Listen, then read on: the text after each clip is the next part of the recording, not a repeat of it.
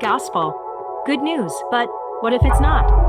What if all the promises the world offers weren't actually good? What if the promise of prosperity was empty and life wasn't about getting everything you want when you want it? What if you got all of it and you still felt empty? What if you got everything and it felt like nothing? Like nothing. What if building a life around your enjoyment and happiness actually took meaning out of the full life you were meant to live? What if choosing your own path, living your truth and dismissing the way of Jesus actually resulted in missing out on his promises, his goodness, and his life? What if we've been sold a lie that's convinced us there's good news apart from Jesus? When in reality, When in reality, these alternative gospels are actually no good news at all.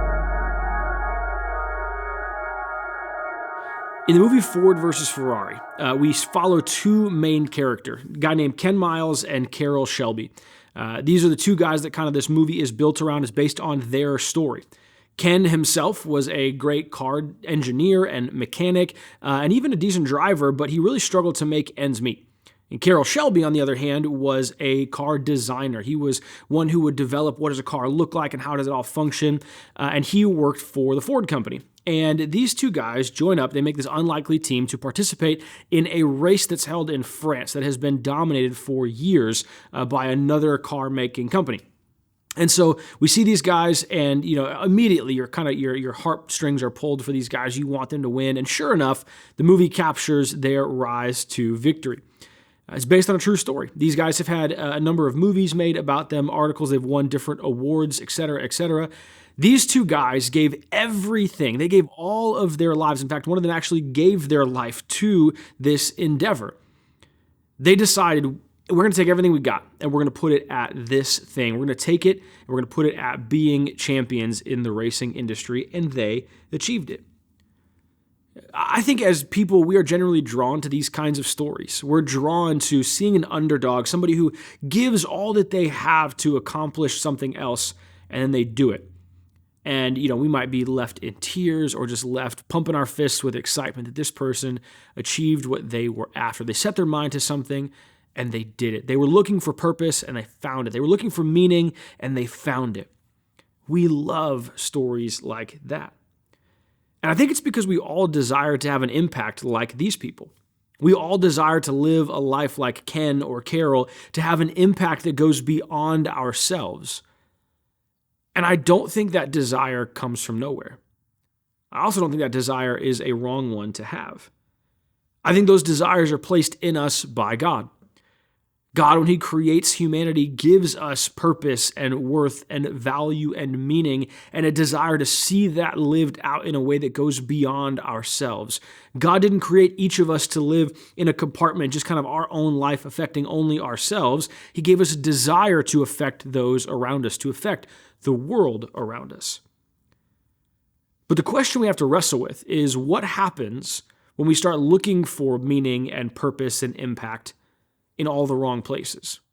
What happens when instead of pursuing those questions in light of who God's created us to be and his design for the world, what happens when we look for those things in and of ourselves? That's where I think we start to run into some trouble. And after you watch a movie like Ford versus Ferrari, you can get excited in a moment to see these guys come out as champions, but there's another part of you that's kind of like maybe a little bit sad. Because again, these guys gave everything they had. All of their life went into this race and others like it. And what do they have to show for it? Sure, some movies and yes, some awards, but like in the grand scheme of things, how much does any of that really matter? I mean, you give it 10 years and no one's going to remember Ford versus Ferrari. There's going to be another movie that's come out about somebody else that gets more attention. Awards that we get sit on a shelf and they collect dust.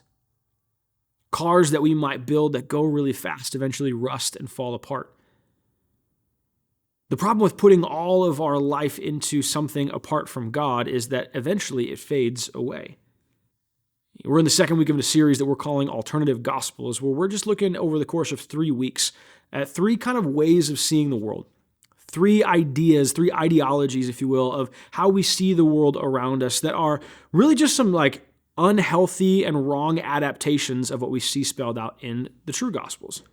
What we see spelled out in God's design for our life, what we can find in the person of Jesus, what he has accomplished in his life, death, and resurrection on our behalf. We see the world around us taking some of these concepts and twisting them slightly, distorting them just a little bit, enough that they're still appealing, enough that there's still some amount of merit to them that we could look at and we could applaud. But if we follow them out to their completion, we see that they actually leave us with maybe not just a lot more questions, but maybe some destruction.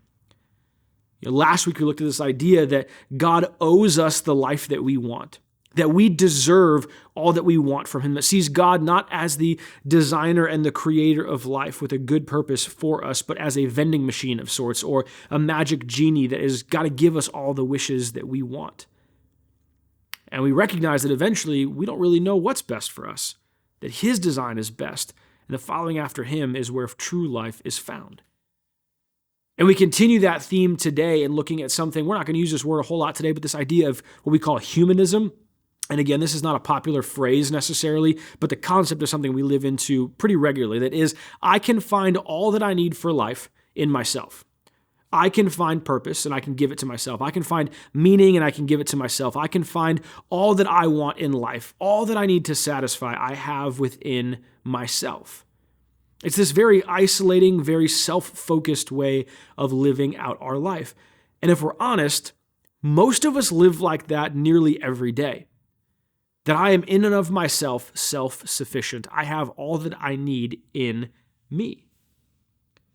But it's a really dangerous way of thinking because it actually puts us in a position of believing that we can do things that only God himself can do. And this is really the basis for sin.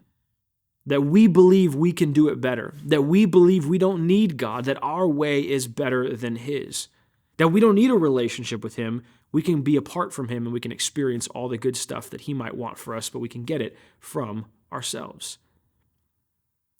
Again, the danger here is not, I want to have a life that has impact outside of me, that I want to have meaning, that I want to have purpose. Those are all great longings and good desires placed in us by God, but what happens when we look for them apart from himself? We're going to look at a book of the Bible today that's a little bit obscure. It's not one that I don't think we spend a lot of time in student ministry, and it's not one that I don't think we spend a lot of time in as Christians, mostly because it's a bit of a downer of a book. It's the book of Ecclesiastes. And like the Song of Solomon or Proverbs, this is believed to have been written by King Solomon. This is a guy who was king of Jerusalem, the wisest person to ever have lived, and he wrote this book, and I'm not going to lie, the picture that it paints of life is pretty dark, pretty sad. He goes and describes life and the world as meaningless like over 24 times. He talks about, even just in the opening verses of this Bible, he says, meaningless, meaningless, meaningless, utterly meaningless. Everything is meaningless. Again, it's not like one of those things you're going to put on a plaque and hang in your room or in your dining room and like cheer everybody up when they walk through the door. But it begs the question, the wisest guy to ever have lived, and if you know anything about the life of Solomon, he accomplished all sorts of incredible things, but he describes it all as meaningless. There's something for us to learn here. There's something for us to gain here. We're going to take a look at it together today as we attend to this alternative gospel. So Ecclesiastes chapter 1, we're going to jump into verse 12. We'll do some jumping around throughout the book today, so follow along. Here we go. Verse 12 says, I, the teacher, was king over Israel in Jerusalem, and I applied my mind to study and to explore by wisdom all that is done under the heavens. Jump to verse 16. I said to myself, look, I have increased in wisdom more than anyone who has ruled over Jerusalem before me. I've experienced much of wisdom and knowledge and then applied myself to the understanding of wisdom and also of madness and folly. But I learned that this too is a chasing after the wind. For with much wisdom comes much sorrow. The more knowledge, the more grief. It's pretty bleak, right? I mean, not again, one of those motivational quotes that we're going to wake up to and repeat to ourselves to feel good about our day. But it's interesting because this guy who has accumulated all sorts of wisdom, all sorts of knowledge, admits that more knowledge can often just lead to more sorrow, more frustration. And that's not great news for a society like ours, a society like ours that runs on information.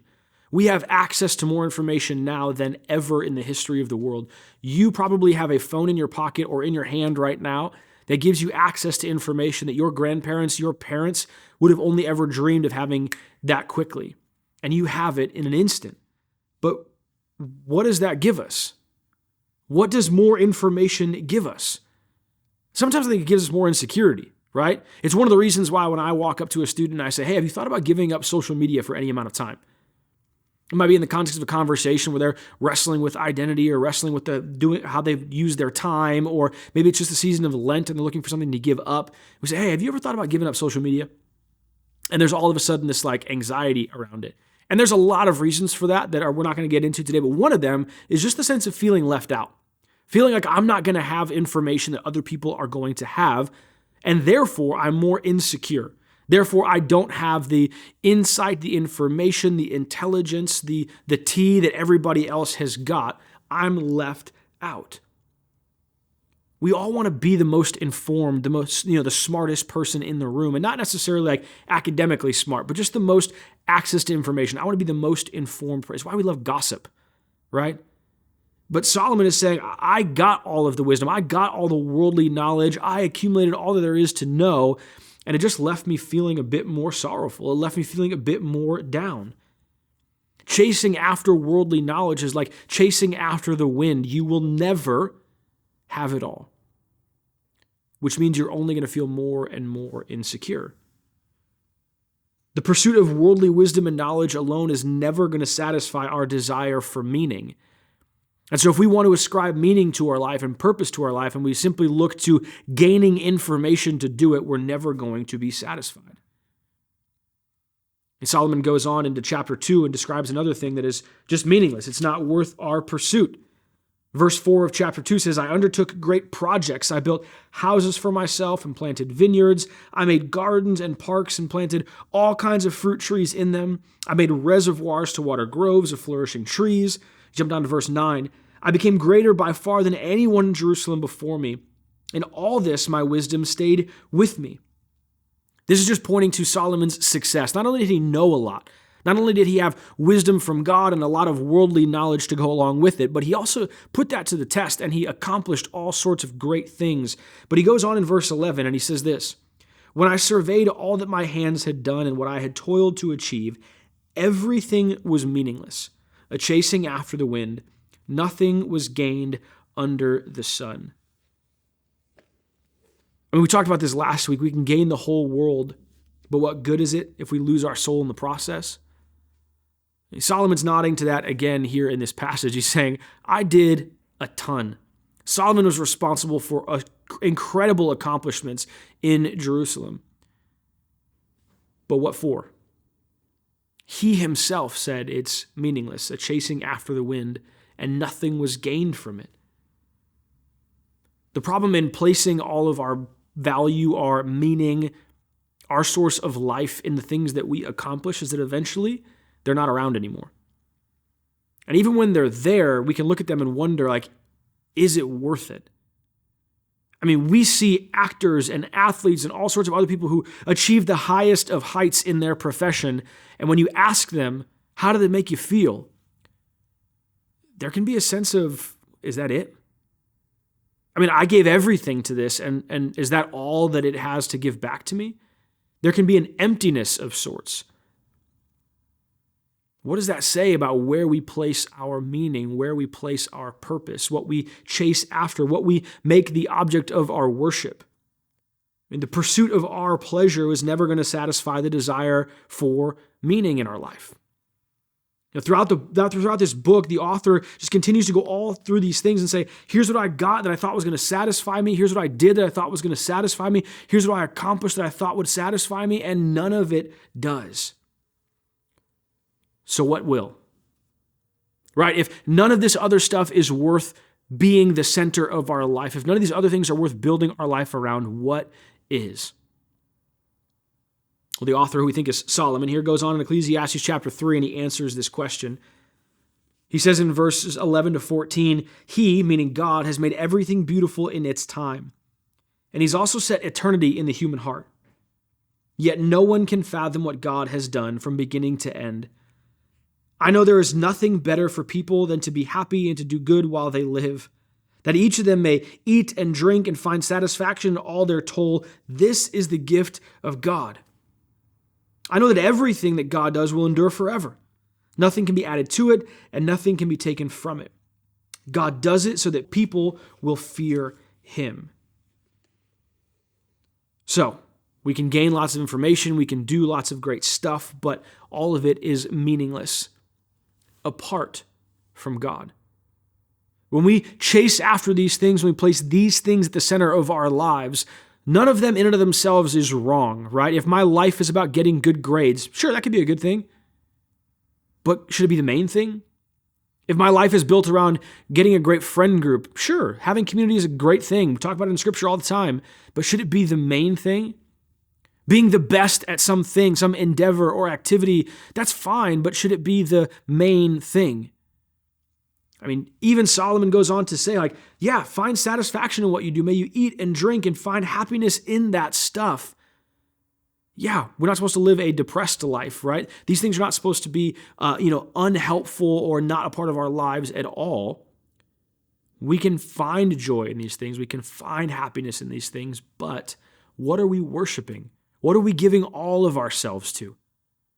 Are we giving all of ourselves? Are we sacrificing all of ourselves to these pursuits? Or are we saying, God, I want to give you all of me. I want to recognize that you alone can give me the meaning and the purpose and the value that I desire for my life, that you desire for my life. Everything is meaningless apart from God. Unless our lives are situated from a place of worshiping him above everything else, we will always be left wanting more, feeling empty, less than satisfied. And we see that spelled out in verse 14 rather. It says we were created to fear God. And that doesn't necessarily mean be afraid of him, like you might be afraid of, a scary movie or something like that. It means to live a life of reverence, of worship to him, saying, God, all that I long for in life is not in me, it's found in you. You give purpose and you give meaning to all of this other stuff. And so, where's your heart situated? Where's your worship aimed? Is it at yourself or is it at God? Who guides your steps? Who's the one that dictates how you participate in some of these things that you have put at the center of your life? I mean, you could just ask the question and consider it for yourself. If you're living with something other than God at the center of your life, if you're living with you at the center of your life, how's that going? How do you feel about that? Do you feel at peace? Do you feel like your meaning, like your purpose has been solidified? If you're anything like Solomon, maybe not. And so maybe it's worth taking a moment to go, God, I want to refocus my heart. I want to live a life in worship of you and let you give me meaning, let you give me purpose, let you give value, and let you guide how I participate in all of this other stuff. Because chasing those things as the main thing is chasing after the wind. We don't have it in and of ourselves to give the meaning and the value and the purpose that we long for, but God gives it as a good gift to us. And if we live a life in worship to him, in pursuit of him, we can find satisfaction for all the longings of our heart. I hope you guys have a great discussion about this. We'll see you guys next week for our worship night. Can't wait to see you guys there. We'll wrap up our series in a couple weeks as well. Have a great night, you guys. See you next week.